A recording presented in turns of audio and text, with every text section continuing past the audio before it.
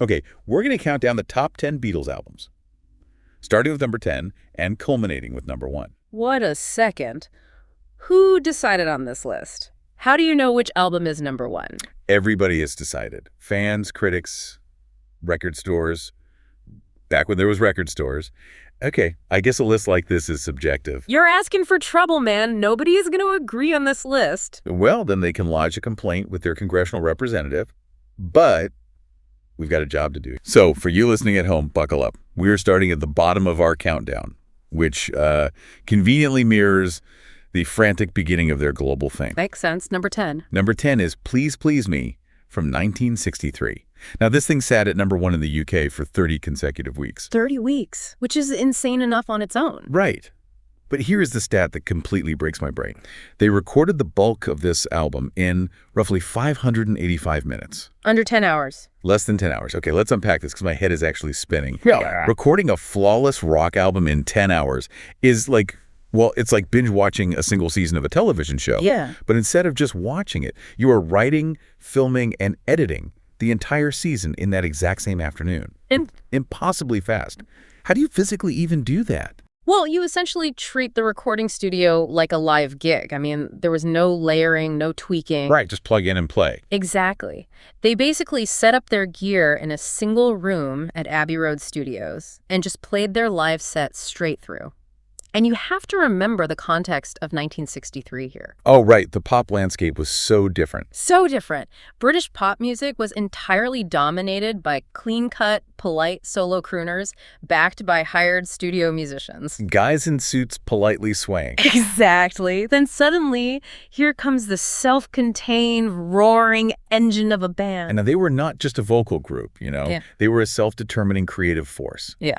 John Lennon and Paul McCartney wrote 8 of the 14 tracks themselves. Which was basically unheard of. Totally. And they brought the sweaty, high-octane frenzy of their Hamburg Club days right to the tape. Right. And that speed, that raw energy, well, that is exactly why it changed everything. But the establishment press was not having it, like, at all. Oh, they hated it. The mainstream older writers completely dismissed it.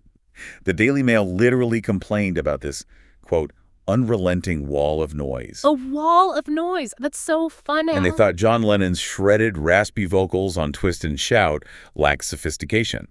They predicted this band was a fleeting fad that would be entirely forgotten by Christmas. A comically bad take. Just remarkably wrong. The joke was completely on them, because the establishment assumed they would vanish, and instead they just doubled down and dominated even harder. Which brings us to number 9, because the album that knocked Please Please Me out of the top spot was their own sequel. Right, with the Beatles, released in late 1963. Yeah. This album actually shows a massive leap in maturity. How so? Well, visually, you have that iconic Robert Freeman cover photo. You know the one, the half-shadowed, moody, black turtleneck aesthetic? Oh, right, the half-lit faces. Exactly. Suddenly, smiling for the camera was out. Brooding, artistic cool was in. That completely changed rock aesthetics forever. Right. They look like serious artists now. And sonically, they were pulling in much heavier Motown and R&B influences. They were figuring out how to swing with more power. Plus, George Harrison gets his very first solo songwriting contribution here with Don't Bother Me. Proving they had more than just the central Lennon and McCartney songwriting engine under the hood. Exactly. But naturally, the cynics were out in force again. Oh, absolutely. The skeptics claim they were already running on fumes. Running on fumes in their first year. Yep. Because of those covers, the old guard argued that they were running out of original ideas and just using loud guitars and screaming fans to mask a lack of depth. That's just incredible. But, you know, eventually that relentless machinery does catch up with you. It always does. Which lands us at number 8 on our countdown. Beatles for Sale. By late 1964, the cracks were definitely showing.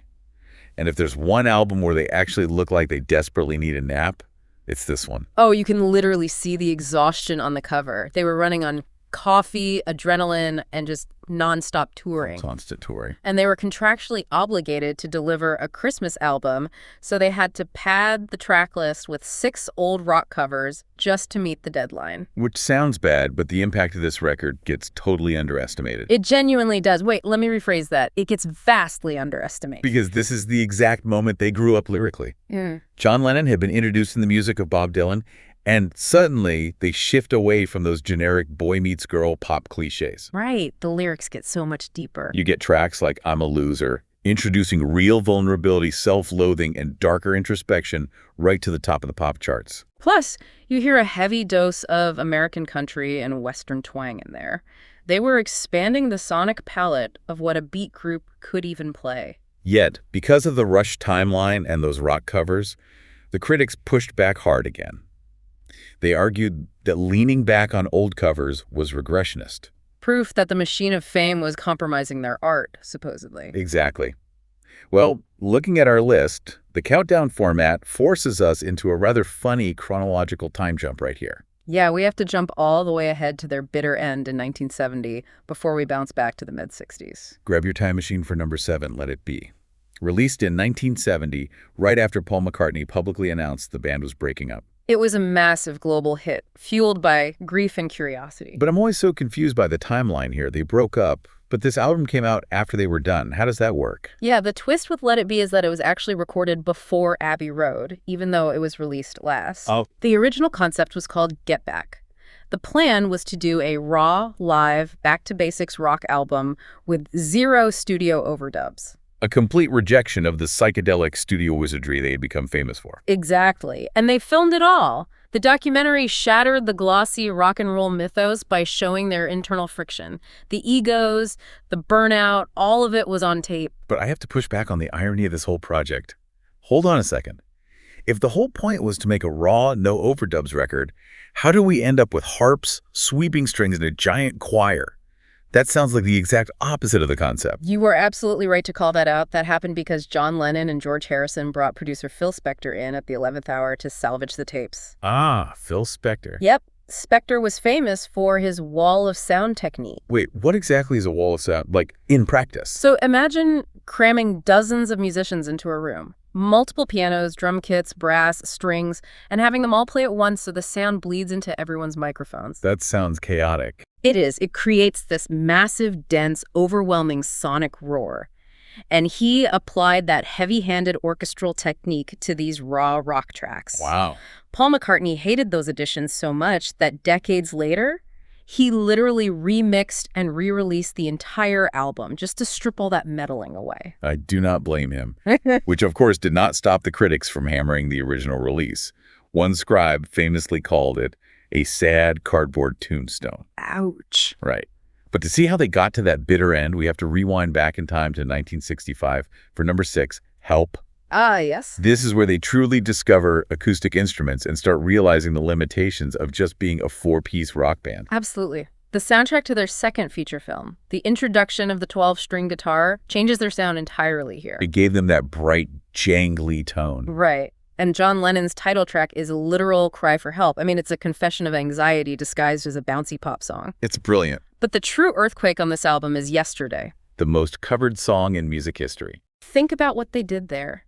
You have Paul McCartney playing a solo acoustic guitar, accompanied only by a classical string quartet. So Paul McCartney is out there with a string quartet, and the rest of the band is just, sitting in the control room eating snacks. Pretty much, yeah. They completely omitted the traditional rock instruments, effectively giving birth to modern Baroque pop and folk rock in one swoop. Just casually inventing a new genre before lunch. They proved you could fuse classical elements with pop without losing your edge. But you know the progressive music writers found something to complain about. Obviously. They felt the soundtrack format was holding them back. Right. Critics called the album a split personality, saying side 1 was just a bunch of goofy commercial vehicles for a movie, and side 2 was a disparate collection of leftover studio tracks. They basically said the band was too compromised to make a seamless artistic statement. Little did those critics know what was coming next. Because that tension between being pop idols and serious artists totally snapped when they finally quit touring. Yeah, as we move into the top 5, we enter the studio revolution. Which lands us at number 5, Magical Mystery Tour from 1967. Now this one has a fascinating format shift depending on where you lived at the time. It does. In the UK, it was released as a quirky, rather expensive 6-track double EP. Right. But in the US, Capitol Records executives smartly took those 6 tracks and slapped their recent non-album singles onto the B-side, creating a wildly profitable 11-track full LP. A brilliant business move. It was such a massive cash cow that it eventually became the official worldwide version. And track for track, this is arguably the absolute peak of their psychedelic period. I mean, you've got Strawberry Fields Forever and Penny Lane on the same record. Masterpieces. Plus the surrealist madness of I Am the Walrus. They are painting vivid pictures entirely out of sound. But I keep reading about how they use backward tape loops on these songs. Yeah. I have to stop you here. How are they making backward tape loops in 1967 without a laptop? By physically destroying and rebuilding the tape. Wait, literally? Literally. They would record a guitar or a drum part, take a pair of scissors, physically cut the magnetic tape out of the machine, flip it upside down, and use literal adhesive tape to splice it back together. That's insane. It is. When you play it, the sound plays backward, creating this sweeping, disorienting, alien texture. Pure analog magic. But critically, they faced a firing squad. Oh, they got destroyed.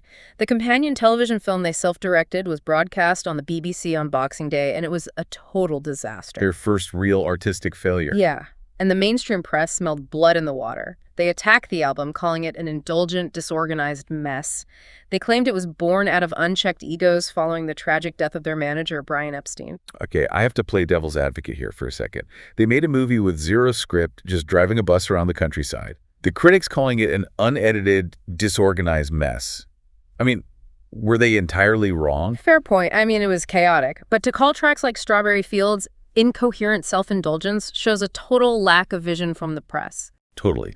Now, before they were dropping acid and cutting tape, they had to invent the modern album format. Exactly. That happened 2 years earlier, bringing us to number 4, Rubber Soul, from late 1965. This is widely considered the first true all-killer, no-filler rock album. And that is a huge milestone, because before Rubber Soul, pop LPs were basically just delivery systems for 1 or 2 hit singles, padded out with filler to make a quick buck. Right. Nobody cared about track 7. Right. Rubber Soul changed the album format forever. They conceived it as a singular piece of art where every single track had to be spectacular. There were 0 traditional pop hits released as singles from this record, yet it sold millions. Musically, they are bringing in totally new textures. You have George Harrison playing the Indian sitar on Norwegian wood. How did that even happen? Like a sitar in a pop song? He literally stumbled across one on the set of their second movie, bought a cheap one in London, and just decided to try playing it on a track. Just amazing. It completely blew open the doors for world music and Western pop, and George Martin added this amazing faux Bach piano solo on In My Life. Such a gorgeous song. And the lyrics are deeply literary now, dealing with mature relationships and philosophical doubt. What's fascinating here is how directly this album altered the course of music history across the ocean. Okay, tell me more. When Brian Wilson of the Beach Boys heard Rubber Soul, he was so blown away by its cohesive brilliance that he felt challenged.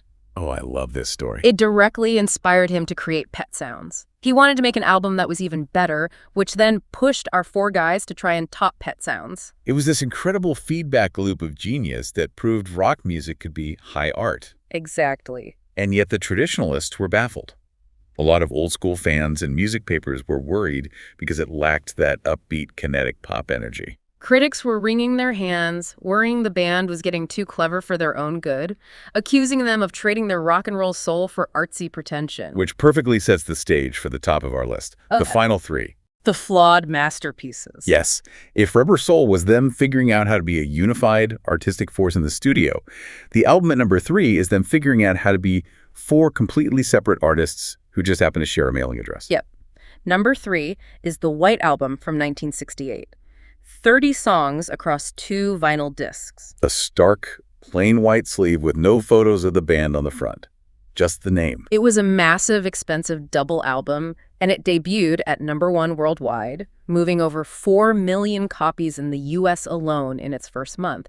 The public was so addicted, they didn't care about the price tag. But the sound of it. Yeah. After all the lush psychedelic production of the previous years, they come back from a meditation retreat in India, plug their guitars back in, and deliver this raw, stripped back, wildly chaotic journey. It has everything. It does. You have heavy metal proto-punk on Helter Skelter, you have acoustic folk on Blackbird, you have avant-garde sound collages with Revolution 9. It completely shifted how the public perceived them. They were no longer a unified four-headed pop monster. They were now four distinct, brilliant solo artists recording under one roof, often working in separate studios at the exact same time. The critical reception was fiercely divided, though. Progressive writers called it postmodern art, but the mainstream critics hammered it for a total lack of cohesion. Which is kind of the point of the album. Well, even their producer, George Martin, famously begged them to just cut the fat, drop the filler, and squeeze the absolute best 14 tracks onto a single, perfect LP. And honestly, I kind of agree with George Martin here. Wouldn't it have been a stronger, punchier album if they just trimmed it down? People always say that, but the sprawl is the point. The beauty of the album is the chaos. You are hearing a band disintegrating in real time, and they are giving you every weird, brilliant, broken piece of that process. Trimming it down would rob it of its fascinating madness. Okay, fair enough. The madness is part of the charm. But let's go back to the moment they were perfectly unified, pretending to be someone else entirely. Number 2. The global cultural event of the Summer of Love. This was a total revolution in aesthetics. From the crowded, legendary collage on the cover to printing the lyrics right on the back sleeve, they turned the physical vinyl record into an interactive piece of pop art. And sonically, they popularized the concept album by pretending to be a fictional Edwardian brass band. The studio techniques on this are mind-blowing. Direct injection bass, automatic double tracking, and that massive, terrifying orchestral crescendo on A Day in the Life. Wait, time out. Yeah. You mentioned direct injection bass. Yeah. As a listener, why do I care? What does that actually do to the music? It's a huge deal for how music feels in your chest. Okay. Before this, to record a bass guitar, you had to plug the guitar into an amplifier, put a microphone in front of that amplifier, and record the room sound. Right, standard stuff. But with direct injection, you take the cable from the bass and plug it straight into the recording console. It bypassed the room entirely. Oh, wow. Yeah, creating this incredibly punchy, thick, isolated low end that fundamentally altered the groove of rock records. Amazing. And what about automatic double tracking? Well, in the past, if a singer wanted their vocal to sound thicker, they had to sing the exact same part twice onto 2 different tracks. Which must have taken forever. It did. The engineers at EMI invented a system that took the vocal signal, delayed it by a fraction of a millisecond, and played it back simultaneously. It gave John Lennon the thick, swirling vocal sound he loved without making him sing it twice. It was the first rock album ever to win Album of the Year at the Grammys. It officially bridged the gap between pop and high art. You had vocal underground critics and rock purists who absolutely panned it. Richard Goldstein of the New York Times called it a sterile, flashy gimmick. Blues rock traditionalists argued that by abandoning their raw guitars for orchestras, music halls, and sitars, they had become detached studio scientists. Detached scientists. They claimed the visceral, emotional power of real rock and roll had been lost to studio trickery. They just could not grasp the evolution, which leaves us with only one place to go. The absolute summit. Number 1 on the countdown, 1969's Abbey Road. The best-selling vinyl album of the entire 1960s decade. Its commercial staying power is unmatched. Whenever it gets reissued, it shoots right back up the charts. It is the universal entry point for anyone discovering the band today. And what makes Abbey Road so special is how contemporary it still sounds. It sounds smoother, crisper, and punchier than anything that came before it. Why is that? They recorded it using a brand new solid-state mixing console, which provided this incredible clarity compared to the old tube consoles. Plus, you have the heavy, pioneering use of the brand new Moog synthesizer. Oh, I love the Moog. What exactly is a Moog synthesizer at that point in history? It wasn't just a keyboard, right? Oh, not at all. It was this massive, complicated machine that looked like a telephone switchboard. A switchboard? Yeah, you had to physically connect different modules with patch cables just to generate a single sound. But it allowed them to create these sweeping, alien, futuristic tones. They were literally introducing tomorrow's sound to the masses. But the true artistic triumph, the reason it sits at number 1, is the Side 2 medley. Think about what they did there. They took all these unfinished, disparate song fragments and stitched them together into this sweeping, symphonic masterpiece. It's phenomenal. It's like a musical Frankenstein's monster.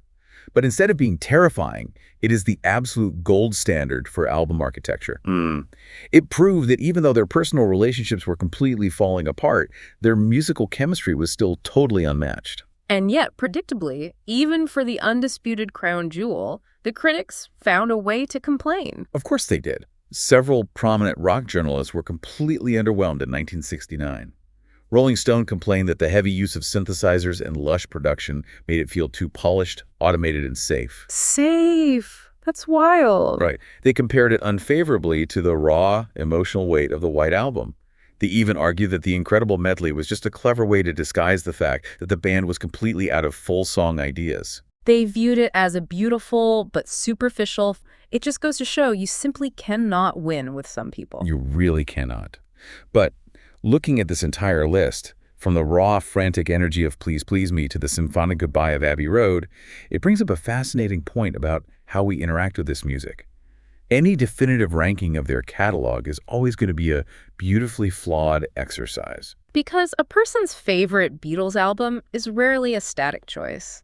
The record that anchors you when you are 17 is seldom the one you reach for when you are 50. Exactly. As we move through different seasons of life-weathering heartbreaks, seeking out new adventures, settling into routines, our internal landscapes shift.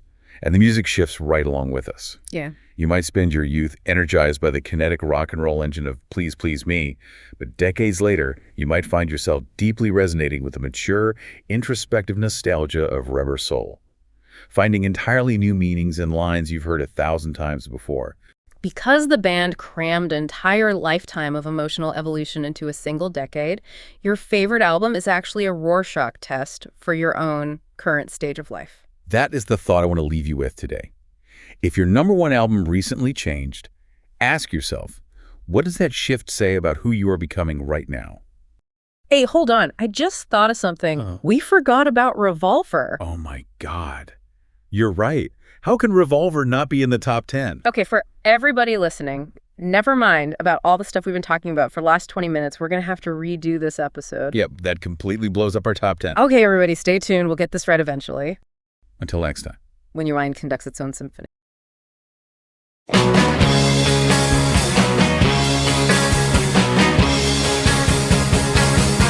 Hey, do you like free stuff? Yeah, of course, especially when it's Beatles stuff. Well, you're in luck, because our new book, Beatles Rewind, is free today on Amazon and YouTube. Huh. That massive book we just wrote called Beatles Rewind, Essential Stories of John, Paul, George, and Ringo, and the music that never gets old. That's the one. We're giving it away today. Are you crazy? I worked my ass off on that book, and now you're giving it away. Guilty as charged. So there's 2 ways to get it free. You can download the ebook free from Amazon, or listen to the entire audiobook, all 12 hours, free on YouTube. Oh, yeah, you're right. I forgot. Okay, we'll put the links in this video description for the free ebook and audiobook.